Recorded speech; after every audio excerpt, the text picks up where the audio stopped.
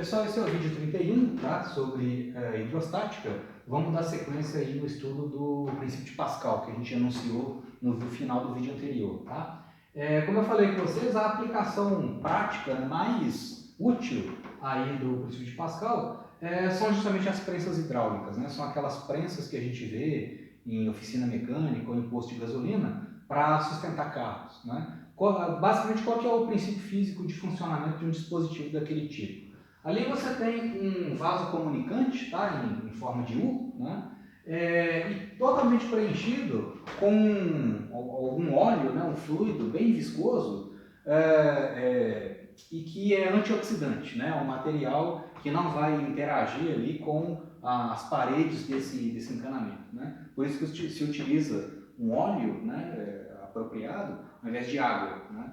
E se utiliza um óleo incompressível, né? Um óleo que tenha essa propriedade de ser pouco compressível, assim como a água, tá? Então a ideia aqui é o seguinte, né? Digamos que você queira elevar, né, ou pelo menos sustentar em equilíbrio um carro que está colocado do lado direito aqui dessa tubulação, né, desse vaso comunicante, tá? Para isso, você vai ter que exercer uma força do lado esquerdo desse dispositivo, tá? Então aqui é o seguinte, do lado esquerdo eu tenho um pistão de área AE, ou seja, área do pistão do lado esquerdo, tá? Então aqui a máquina, a prensa hidráulica, ela executa uma força sobre esse pistãozinho colocado do lado esquerdo ali do vaso comunicante. Então, se a máquina aplica uma força de compressão sobre essa região, sobre aquela porção ali do meu dispositivo, esse acréscimo de pressão, que é devido a essa força do lado esquerdo aqui, né? Esse acréscimo de pressão vai ser totalmente transmitido para o interior do líquido, como a gente viu no princípio de Pascal, né? Um acréscimo de pressão, uma variação de pressão numa porção do fluido é totalmente transmitida para as outras porções de fluido. Então aqui do lado direito você vai ter um acréscimo de pressão também. Então você vai ter uma força exercida pelo fluido do lado direito e esse pistão aqui tem uma área que eu estou chamando de AD, que é a área do pistão do lado direito, né? Essa área aqui é maior do que essa, tá? Então, o que o princípio de Pascal fala para a gente? Esse aumento de pressão do lado esquerdo da minha prensa vai ser igual ao aumento de pressão do lado direito da prensa hidráulica, porque esse fluido é incompressível, né? Então, essa igualdade aqui é válida. O que é o aumento de pressão do lado esquerdo do pistão? É a força que está sendo feita pela máquina sobre esse pistãozinho dividido pela área do pistão, né? Força por área é a variação de pressão. E, ao mesmo tempo, né, você vai ter que esse acréscimo de pressão é transmitida para o lado direito da minha tubulação. Então, do lado direito, eu vou ter um acréscimo de pressão que vai ser a força exercida pelo líquido do lado direito, dividido pela área do pistão do lado direito, tá? Então, como eu tenho uma diferença entre as áreas do pistão do lado esquerdo e do lado direito, eu vou ter uma diferença das forças, tá?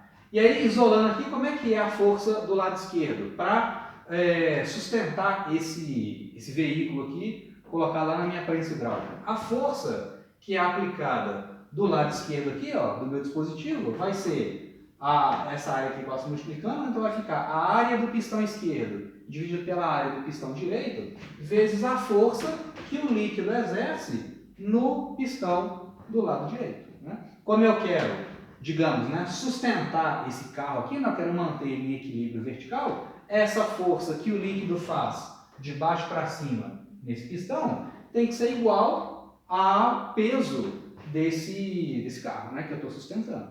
Então, para eu fazer isso, para eu ser capaz de sustentar um carro de massa M colocado do lado direito aqui da minha prensa hidráulica, eu tenho que fazer uma força do lado esquerdo da minha prensa, que é o seguinte, é a razão entre as áreas vezes o peso do carro que eu estou sustentando, aqui do lado direito, né? Como a área do pistão do lado esquerdo é menor do que a do pistão do lado direito, esse cara é menor do que esse, significa que a força que eu tenho que fazer aqui do lado esquerdo é menor do que o peso do carro. Ou seja, fazendo uma força, aplicando uma força do lado esquerdo aqui do pistão, que eu estou chamando de FE, fazendo uma força FE menor do que o peso do carro, eu consigo sustentar o peso do carro. Essa é a vantagem das prensas hidráulicas. Digamos, por exemplo, que essa área, a área do pistão do lado esquerdo, é a metade da área do pistão do lado direito. Então, esse cara dividido por esse vai dar meio. Então, a força do lado esquerdo, a força necessária para manter o carro aqui em equilíbrio, ou seja, a força que eu tenho que aplicar do lado esquerdo do pistão para manter esse veículo aqui do lado direito em equilíbrio, a força seria a metade do peso do carro. Ou seja, com uma força menor do que o peso do carro, eu consigo sustentar esse carro, né? Então eu otimizo o sistema, né? A gente fala que isso tudo é devido ao princípio de Pascal, né? Então o princípio de Pascal, ele é um multiplicador de forças, né? Fazendo uma força relativamente pequena do lado esquerdo, eu consigo aplicar uma força relativamente grande, né? Uma força considerável do lado direito, tá? Então isso tudo é consequência da transmissão das variações de pressão de uma porção de fluido para todas as outras porções de fluido, tá legal? Então, aqui só uma observação interessante é o seguinte: o princípio de Pascal permite multiplicar forças, mas ele não viola a conservação da energia. A energia do sistema vai continuar se conservando. E dá para fazer essa estimativa de forma muito simples. Olha só, digamos que a máquina lá, o operador lá ligou a máquina, e aí a prensa, né, vai exercer, a maquinaria lá, né, vai exercer uma certa força nesse pistãozinho do lado esquerdo. Digamos que esse pistão ele vai sofrer um deslocamento para baixo. Vai sofrer um deslocamento que eu vou chamar de DE. Tá legal? Então, esse pistãozinho aqui vai descer de uma certa quantidade, vai movimentar esse fluido e esse carro aqui vai subir, né? Digamos, o carro estacionou lá no posto e aí o mecânico lá acionou o dispositivo e acionou a prensa, né? E esse pistão aqui vai começar a subir para sustentar o carro. Então, do lado direito aqui, ó, eu vou ter uma elevação do pistão que eu vou chamar de Dzinho do lado direito. Então, deslocamento do pistão esquerdo e deslocamento do pistão direito, tá? Então, como é que fica a questão da conservação da energia aplicada para as prensas hidráulicas? Olha só. Se eu estou aplicando a máquina, né, está aplicando uma força no pistão esquerdo ao longo de um certo deslocamento, então a máquina está realizando um trabalho sobre o pistão, certo? O que é o trabalho? Força do lado esquerdo vezes o deslocamento do pistão do lado esquerdo, né? F vezes deslocamento, tá? No caso aqui, força e deslocamento são paralelos entre si. Então, olha só, pegando a expressão da força do lado esquerdo, eu já achei quanto que ela vale. Olha só, vamos pegar essa equação aqui, ó, e substituir aqui, ó, tá? Então, a força aplicada pela máquina do lado esquerdo da prensa vai ser a área do lado esquerdo dividido pela área do lado direito vezes a força que o líquido exerce do lado direito, né? Então, isso tudo aqui, ó, esse parênteses todo, é a força que eu estou aplicando do lado esquerdo para elevar esse pistão aqui do lado direito, né? Então, vamos fazer o seguinte.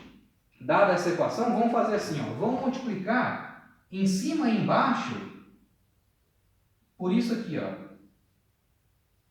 Vamos multiplicar o numerador e o denominador dessa equação pelo deslocamento do pistão do lado direito, né? Vamos multiplicando em cima e embaixo pelo mesmo valor, não estou alterando o número, né? Eu posso fazer isso. Por que eu estou fazendo isso? Eu vou ver aqui o seguinte, ó. A área do pistão, olha só, a área do pistão do lado esquerdo vezes o deslocamento do pistão, o que é isso aqui, gente? A área do pistão vezes deslocamento, né? Eu tenho aqui, ó, a área do pistão do lado esquerdo vezes o deslocamento do pistão do lado esquerdo. Área vezes esse deslocamento vai ser o volume do fluido que foi deslocado, certo? Então, digamos que quando esse pistão desce aqui, ó, ele deslocou 10 litros de líquido, né? Então, esse movimento esse movimento do pistão vai movimentar um certo volume de líquido. Qual volume? Área vezes deslocamento, né? Então, vai ser o seguinte, ó, o que eu vou ter? Área do lado esquerdo vezes o deslocamento do lado esquerdo é igual ao volume de líquido que foi deslocado do lado esquerdo, né? Esse vezes esse é o volume do lado esquerdo. Dividido pela área do lado direito, então peguei aqui essa expressão, a força do lado direito, vou colocar aqui, força do lado direito, vezes deslocamento do lado direito, eu vou botar aqui no numerador, deslocamento do lado direito, dividido pelo denominador aqui, ó, que é o deslocamento do lado direito. Né? Então, só peguei o A esquerdo vezes o D esquerdo, igualei ao volume. A área do lado direito está aqui, a força do lado direito está aqui, e deslocamento do lado direito no numerador está aqui e no denominador está aqui. Tá? O que é isso aqui agora, gente? Área do lado direito vezes o deslocamento do pistão do lado direito. Ué, a área do pistão, a área desse pistão aqui, vezes o tanto que ele subiu, é igual à variação do volume de líquido nessa porção aqui do meu dispositivo. Né? Se daqui eu desloquei 10 litros de líquido, aqui eu vou ter que subir 10 litros de líquido. Né? A mesma massa ou o mesmo volume de líquido que eu desloquei nessa parte tem que ser o mesmo volume que eu vou deslocar nessa parte, para ver conservação da massa. Né?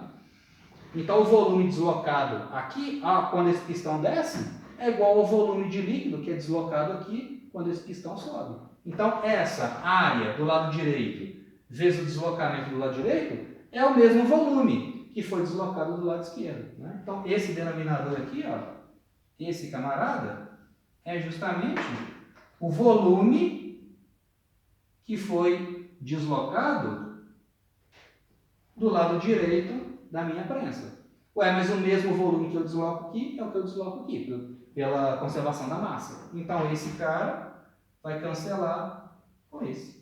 O que eu chego, então, à seguinte conclusão? Isso aqui, ó, é o trabalho realizado pela máquina sobre o pistão do lado esquerdo. O que é isso aqui, gente? Força do lado direito vezes deslocamento do lado direito. Isso aqui é igual ao trabalho que o líquido exerceu sobre o pistão do lado direito.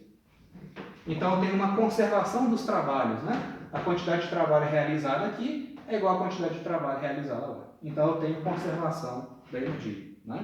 Se eu estivesse fazendo 100 joules de trabalho aqui e aqui o líquido estivesse exercendo um trabalho de 30 joules, se aqui eu faço 100 joules de trabalho e aqui eu faço 30, eu teria um excesso de 70 joules de trabalho realizado aqui. Ó. E 70 joules teriam que ser convertidos em alguma coisa para conservar a energia total. Né? Mas você vê que os trabalhos são iguais. Né? Então, o trabalho aqui, o trabalho do lado esquerdo, é igual ao trabalho do lado direito. Isso garante a conservação da energia. Então, o princípio de Pascal, aplicado às prensas hidráulicas, né, permite multiplicar forças, mas sem haver multiplicação de energia, tá? Como tem que ser. Tá legal? Tem várias outras aplicações práticas, né, do princípio de Pascal. Um deles, por exemplo, é o freio de carro, né? É o freio hidráulico, né, que é existe freio mecânico, né, igual o freio de mão, que é um travamento mecânico das rodas, né? Mas existe o freio hidráulico, que quando você pisa no pedal do freio, você aciona o sistema de freio na roda, trava a roda do carro e o carro freia. Né? Como é que funciona aquilo? Aquilo é um sistema hidráulico também. De uma forma bem esquemática, tá, gente? Você tem basicamente isso aqui, né? Você tem lá o pedal do freio, que, né? Você tem o pedal onde a pessoa vai aplicar uma certa força. Né? Então, quando ela comprime o pedal, ela aplica uma força lá nesse pedal. E aí, conectado aqui nesse pedal, você tem um encanamento, né, que vai ser transmitido lá para a roda do carro. Aqui você tem um reservatório, né? Aqui está preenchido com um fluido, que é o fluido de freio, né? Aqui também. E aí, lá no sistema de acionamento do freio, você tem o seguinte, você tem aqui uma pastilha, aqui assim, e uma outra aqui assim. E essas pastilhas, quando o freio é acionado, o que acontece? Quando o freio é acionado, gente, você está gerando uma variação de pressão nessa região do fluido. Né? Você comprimiu o pedal do freio, você gera um aumento de pressão nessa região aqui do líquido, certo? Desse fluido. Esse aumento de pressão, pelo princípio de Pascal, ele é transmitido para todas as porções de fluido. Então, aqui nessa região, você vai ter o mesmo ΔP, e aqui, na base dessa pastilha, você vai ter o mesmo ΔP. Você vai ter um aumento de pressão aqui e de pressão aqui, empurrando essas pastilhas. E essas pastilhas vão entrar em contato com a roda do carro. Aqui, digamos que isso aqui é o pneu do carro, a gente está vendo o pneu, a gente está tendo uma visão lateral, né, do pneu, a gente está vendo o pneu por trás, tá? Então, isso aqui é a largura do pneu, né? Você tem a roda do carro, imagina que o carro está entrando no quadro, tá? Então, essas pastilhas aqui, como elas sofrem um aumento de pressão na base delas, elas vão ser comprimidas contra a roda do carro. Né? Então elas vão entrar em contato com a roda do carro e devido ao atrito, a roda do carro vai perder energia cinética, né? E o carro vai parando. Tá legal? Então o freio hidráulico é um exemplo, né, de aplicação do princípio de Pascal. Tá? O próprio Pascal, quando ele fez quando ele enunciou o experimento dele, ele fez uma demonstração, né? Uma demonstração bem interessante, que é o seguinte: ele pegou um barril totalmente cheio de água, tá? Um barril totalmente cheio de água e um barril tampado, tá? Então um barril totalmente vedado aqui e aqui, né? E cheio de água, um fluido incompressível. Aí ele fez o seguinte: ele pegou um tubo comprido aqui assim, um tubo fininho, pegou aqui assim, ó, um tubinho vazio, né? E começou a preencher esse tubinho com água. Então aqui só tem água, né, em toda essa região. Aí ele pegou esse tubo e começou a preencher, foi enchendo com água. Foi enchendo com água até um certo nível. Quando chegou num certo nível, uma certa altura aqui, ó, o barril explodiu. O barril explodiu simplesmente pelo acúmulo de água nessa coluna aqui, ó. Por que que isso aconteceu, gente? Olha só. Quando você coloca aqui o tubinho e enche de água, essa coluna de água não vai exercer um acréscimo, não vai exercer uma pressão nessa região aqui do recipiente. Esse acréscimo de pressão, ΔP, que é devido ao acúmulo de água, né, que ele despejou dentro do tubo, esse aumento de pressão vai ser totalmente transmitido para o restante do fluido. Então aqui você vai ter um aumento de pressão, aqui também e aqui também. Então, aumento de pressão no topo aqui do barril, né, devido à coluna de líquido, esse aumento de pressão vai ser transmitido para todas as partes do recipiente, né, todas as partes do barril, até que vai chegar um ponto que o barril não resiste e ele explode. Né? Então, foi uma demonstração que foi feita pela primeira vez da validade do princípio de Pascal. Tá legal? Bom, gente, então essas aplicações, né, encerram a parte de princípio de Pascal e aí a gente entra então no último tópico de hidrostática, né? Depois a gente vai entrar no próximo assunto, que é a chamada hidrodinâmica, onde a gente vai colocar os fluidos em movimento, tá? Aqui a gente está trabalhando sempre com situações estáticas, né? Os fluidos estão em equilíbrio de forças. Tá legal? Então a gente começou falando de teorema de Stevin, né, que é a determinação da variação da pressão no interior de um líquido em função da profundidade. Vimos lá a aplicação disso, né, no caso dos vasos comunicantes.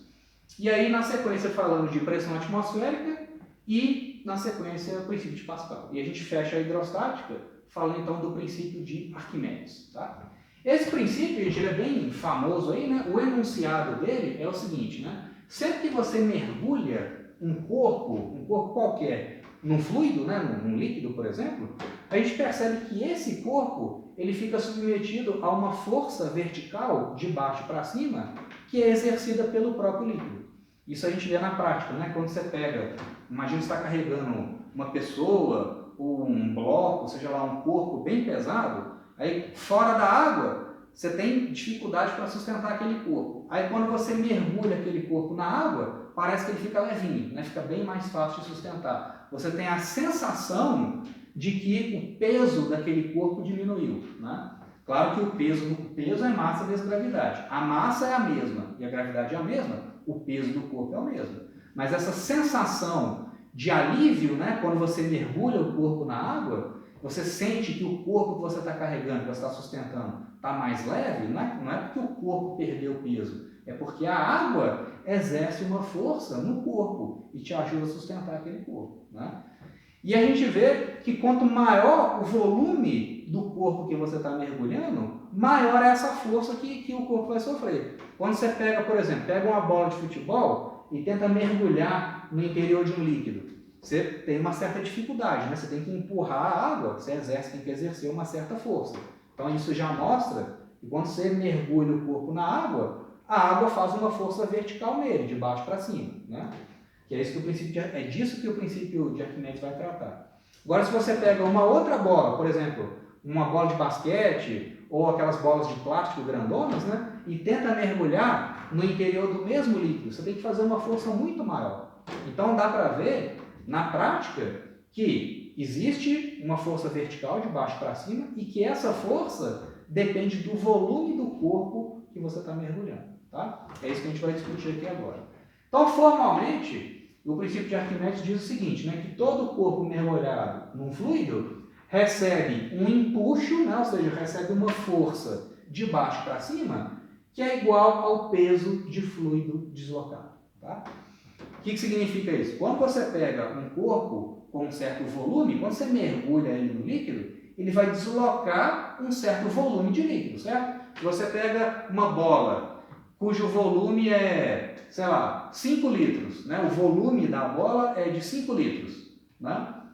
Então, quando você mergulha essa bola dentro da água, você vai deslocar um volume de água de 5 litros. A massa correspondente a esse, ou melhor, o peso correspondente a esse volume de líquido que você deslocou, ao introduzir o corpo no recipiente, é igual ao empuxo. Tá? É igual, né, essa força vertical de baixo para cima. Tá? Mas assim, vamos falar disso com um pouco mais de detalhe. Né? Digamos que você tem aqui então, um recipiente preenchido lá com um certo líquido, e aí você mergulhou um corpo, né, um paralelepípedo, uma caixinha. Você colocou lá no interior desse líquido. Tá? Esse líquido, então, a área da parte do topo, né, e a área de baixo, eu vou chamar de azinho. Tá? Só para simplificar com os nossos cálculos. E esse corpo ele tem uma certa espessura X. Tá?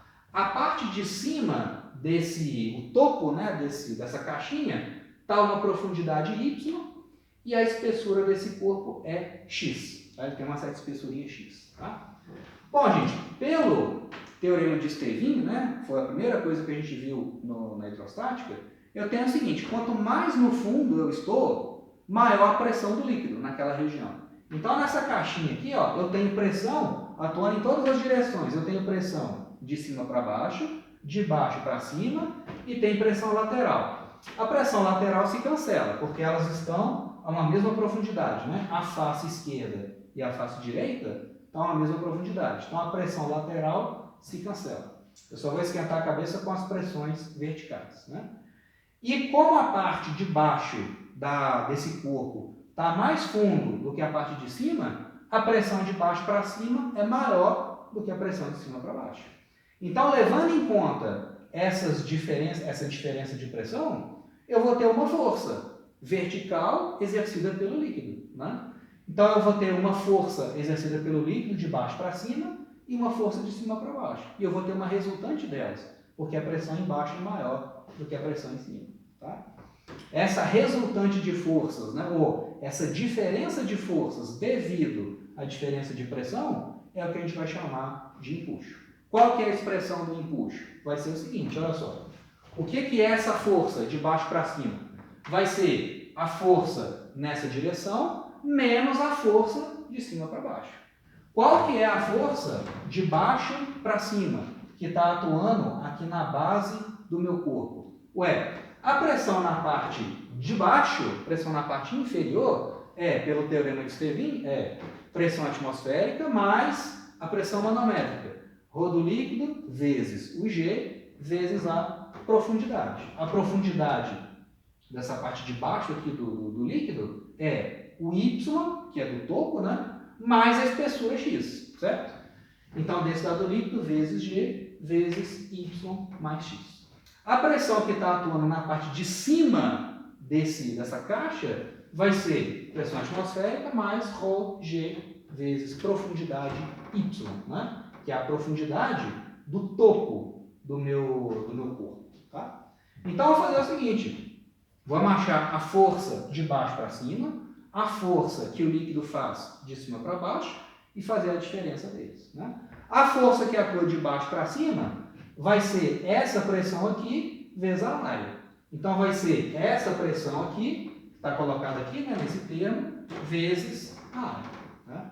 A força de cima para baixo vai ser essa pressão aqui, ó, que está colocada nesse colchete aqui, vezes a área. Né? A área da parte superior. Tá legal? Então, a diferença entre esses dois termos vai ficar como? Olha só. Pressão atmosférica vezes área menos pressão atmosférica vezes área. Então, esse termo aqui, ó, vai cancelar com esse. Quando eu abrir o parênteses, né? Aqui eu vou ter ρ do líquido vezes G vezes Y vezes área. Aqui eu vou ter menos ρ do líquido, G, Y, área. Então, esse termo aqui, ó, vai cancelar com esse termo aqui, quando eu aplicar a propriedade distributiva ali, né? Então, nessa subtração, quem que vai sobreviver? Ρ do líquido vezes G vezes a espessura X do corpo vezes a área. E o que é isso aqui, gente? Área vezes X. A área da base vezes a espessura X. Ué, isso aqui é o volume do corpo. E é o volume que está mergulhado na água. É o volume que está submerso no fluido. Né? Então, a força de baixo para cima, a resultante de forças que é devido à diferença de pressão, vai ser densidade do líquido vezes o G vezes o volume do corpo que eu mergulhei naquele fluido. Pode ser água, por exemplo. Né? Isso é o que a gente chama de empuxo. Densidade do líquido vezes o volume submerso vezes a gravidade. Tá? Então é o que a gente chama de empuxo. Tá? E aí, olha só, gente, voltando então no enunciado. Olha o enunciado e olha essa expressão. O que é o volume submerso? É o volume do corpo que está mergulhado na água. Então, digamos que eu pego lá uma bola de futebol e o volume dessa bola é 10 litros. Quando eu mergulho essa bola, né, cujo volume é 10 litros na água, essa bola vai deslocar quanto de água? Vai deslocar 10 litros de água. Então, o volume de água que eu desloquei vezes densidade, o que é densidade vezes volume? Gente, densidade vezes volume é a massa de fluido que eu desloquei ao mergulhar o corpo. Né? E essa massa de líquido deslocado vezes a gravidade é o peso do líquido que eu desloquei. Por isso que o empuxo é enunciado dessa forma. Né? O empuxo é igual ao peso do fluido deslocado. Né? Justamente o que essa expressão aqui está dizendo. Densidade vezes volume é massa, massa vezes G é peso. Peso de quem? Peso do volume de fluido que eu desloquei, daquela quantidade de fluido que eu desloquei ao mergulhar o corpo. Tá legal? E essa força é sempre de baixo para cima. Então, o empuxo é uma força que surge devido à diferença de pressão na parte superior e na parte inferior de um corpo. Tá legal? Então, essa expressão é absolutamente geral. Né? Eu cheguei nela usando esse corpo, esse paralelepípedo, né? Mas aquela expressão é absolutamente geral. Ela não depende das propriedades do corpo. Ela depende da densidade do líquido e do volume que está mergulhado nele. Volume de corpo, né, que está submerso. Tá legal? Vamos só para fechar então esse vídeo, vamos só fazer um exemplo aqui bem simples, aplicando essa expressão, o princípio de Arquimedes. Tá?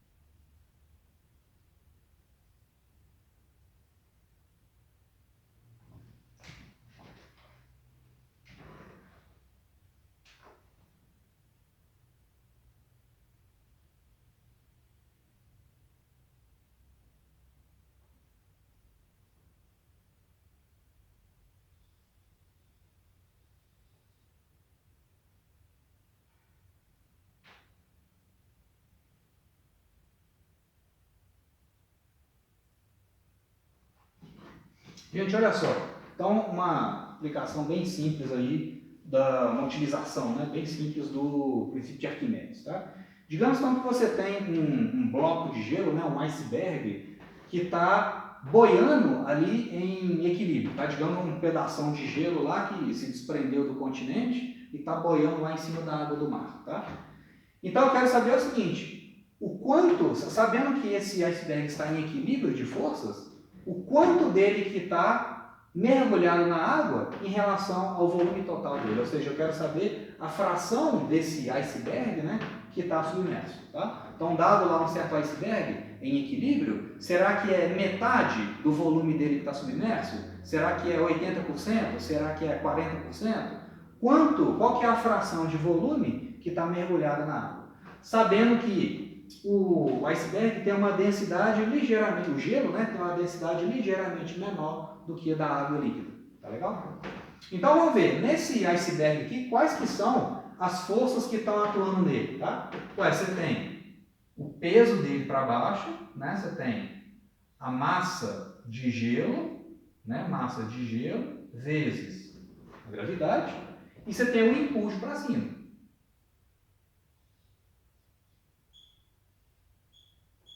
O empuxo vertical para cima, né? Como ele está em equilíbrio, só tem essas duas forças, né? Como ele está em equilíbrio, essa força tem que anular a de baixo, né? Então, a massa do gelo, né? Massa do iceberg vezes gravidade, né? Colocar assim, massa do gelo vezes a gravidade, tem que ser igual ao empuxo. E o que é o empuxo? Densidade da água líquida, então densidade do líquido, nesse caso aqui é a água, vezes o volume que está submerso, ou seja, o volume que está mergulhado na água, vezes o G. Beleza? O que é a massa do gelo, gente? A massa vai ser a densidade do gelo vezes o volume total do iceberg, né? Então, a massa do gelo vai ser densidade do gelo vezes o volume total desse iceberg vezes G. Isso tem que ser igual ao empuxo, né? Só reescrevendo aqui, ó, densidade do líquido vezes o volume que está submerso vezes o G, né? Então vai cortar a gravidade aqui, vai simplificar, e eu vou ter uma razão entre os volumes calculada a partir de uma razão entre as densidades. Então eu sei que o V submerso, o volume que está mergulhado na água, dividido pelo volume total desse bloco de gelo, né? A razão entre os volumes vai ser, aqui eu peguei V submerso dividido por V total é igual ao ρ do gelo, né? Dividido, a densidade do líquido passa dividindo para cá, né? Dividido pela densidade do líquido. Ué, gente, olha só, aqui não precisa passar para o Sistema Internacional de Unidades, né? Porque vai grama por centímetro cúbico em cima e embaixo vai cortar, né? Eu sei que o ρ do gelo dividido pelo ρ da água líquida, esse dividido por esse vai dar 0,90. Isso é igual a 90%. Ou seja, desse resultado eu tenho que o volume do iceberg que está mergulhado na água é 90% do volume total. 90% vezes V total. Claro que essa densidade de 1 grama por centímetro cúbico é a densidade da água pura, né? A água do mar não é pura, né? Mas fazendo essa primeira aproximação, a gente tem uma noção do seguinte, né? Quando a gente vê foto de iceberg, né, a gente vê a parte que está fora da água. A parte que está fora da água é só uma pontinha. A maior parte do iceberg, quando ele está boiando em equilíbrio, a maior parte dele está mergulhada na água. Você vê que o volume que está mergulhado na água é 90% do volume total. Então a parte do iceberg que fica fora da água é só a pontinha. É 10%, esse pedacinho aqui, ó, é 10% apenas do volume total, né? Por isso que a gente fala assim no dia a dia, né? essa situação aqui, quando você enfrenta um problema lá, né? Isso aqui é só a ponta do iceberg, né? Ou seja, isso aqui é só o comecinho do problema. Por quê? No caso do iceberg é justamente isso, né? A ponta dele é a menor parte. A grande maioria, a maior parte do volume do iceberg está mergulhado na água, né? E esse raciocínio demonstra isso. 90% dele está mergulhado e só a pontinha, né? Só 10%, cerca de 10% é que fica do lado de fora. Tá legal? Então tá, gente. Aí no próximo vídeo a gente faz mais um exemplo sobre o princípio de Arquimedes.